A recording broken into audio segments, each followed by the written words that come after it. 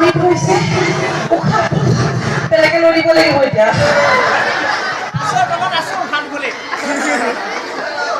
পচন্দ হৈছে ল'ৰাটো মায়ে আহিছে নি ঘৰত আছে নহ'ব আজি মাককে পুতেককে একেলগে লগ পাব লাগিব বাকী ধন্যবাদ ইয়ালৈ আপোনালোকে আমন্ত্ৰণ কৰি অনাৰ বাবে নাজানো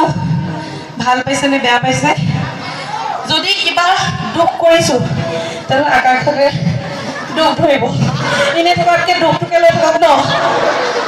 ধন্যবাদ